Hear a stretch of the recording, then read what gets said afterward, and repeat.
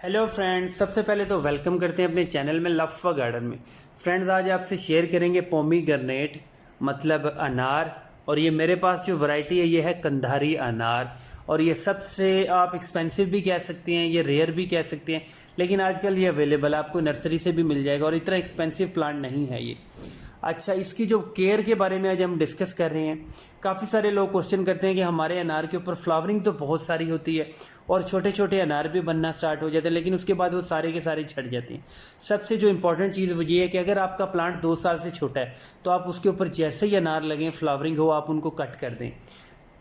पहले 2 साल तक प्लांट की ग्रोथ को होने दें, मतलब उसकी ब्रांचेस को मोटा होने दें, स्टेम को मोटा होने दें, रूट्स को मजबूत होने दें। अगर आप उससे फ्लावरिंग लेने लग जाएंगे या फ्रूटिंग लेने लग जाएंगे तो उसकी ग्रोथ पे बहुत सारा असर पड़ेगा। फर्स्ट थिंग तो ये हो गई है।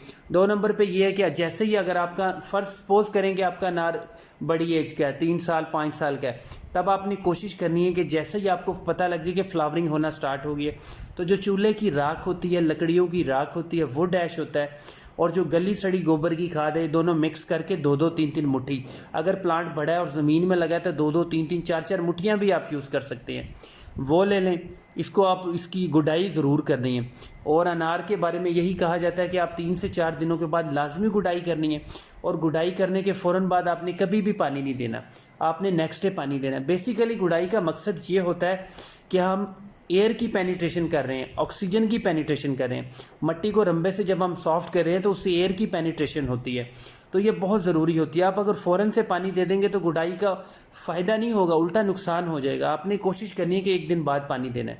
और ये जो मैं मुट्ठी मुट्ठी भर के आपको बता रहा हूँ कि वो डैश और जो गली सड़ी गोबर की खाद या अच्छी कंपोस्ट, ये गुडाई करने के बाद आप लाजमी दें। नेक्स्ट डे हल्का सा पानी शावर करें तो ये दोनों चीज़ें प्लांट की रूट्स तक सक हो जाएंगी, अब्जॉर्ब हो जाएंगी, और फ़ौरन आपको इंस्टेंट एनर्जी मिलेगी आपके प्लांट को। और कुछ लोग ये भी पूछते हैं कि अनार का साइज़ बड़ा नहीं हो रहा, तो वो डैश इसके लिए आइडियल चीज़ है। और कभी भी अनार का प्लांट के ऊपर बिला वजह पानी स्प्रिंकल ना किया करें, वो भी उन दिनों में जब उसके ऊपर फ्लावरिंग हो या छोटे छोटे अनार लगे हों, इससे अनार झड़ जाते हैं। और ये भी बहुत इंपॉर्टेंट चीज़ है। और अगर आपने इसको बड़े गमले में ग्रो किया है तो कोशिश करें कि बड़ा गमला हो और या कोई बहुत बड़ा ड्रम हो। ड्रम बेसिकली प्लास्टिक का होता है, तो उससे जून जुलाई में हीटअप हो जाता है आपका प्लांट, लेकिन आप उसको बोरी से, जो गंदम की बोरी होती है जिसे हम सैक कहते हैं, तोड़ा कहते हैं, जो जूट का होता है, वो इर्द गिर्द किसी प्लास्टिक का जो ड्रम होगा उसके इर्द गिर्द लपेट दें। उसको हल्का फुल्का ठंडा करने के लिए आप पानी स्प्रिंकल कर दें तो वो 3-4 दिन तक मॉइस्ट रहेगा। अब ये जो मेरे पास प्लांट है, कम से कम इसकी जो हाइट है 8 फीट तक चला गया, और ये काफ़ी तगड़ा प्लांट है। इसकी मैं साथ साथ प्रूनिंग भी करता रहा हूँ।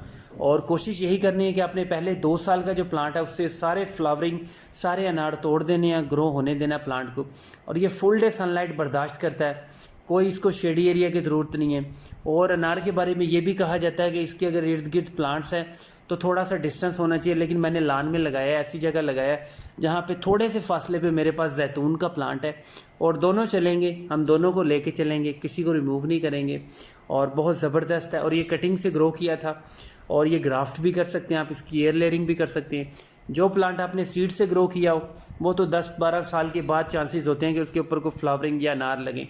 जो कटिंग से होता है वो 2 साल बाद आपको चांसेस होते हैं, नहीं तो 5 साल बाद आपको लाजमी फ्रूटिंग करता है। जो आपको नर्सरी से मिलता है प्लांट, वो सेम ईयर भी आपको फ्रूटिंग करने लग जाता है, क्योंकि उन्होंने एयर लेयरिंग की होती है, और इसकी ग्राफ्टिंग भी करते हैं। ये सारी वीडियोस भी आपसे शेयर करेंगे, लेकिन आपने कोशिश करना है इसको ज़्यादा से ज़्यादा ग्रो करें। बहुत ही प्यारा लगने वाला प्लांट है, और चैनल को ज़रूर सब्सक्राइब करें। Thank you.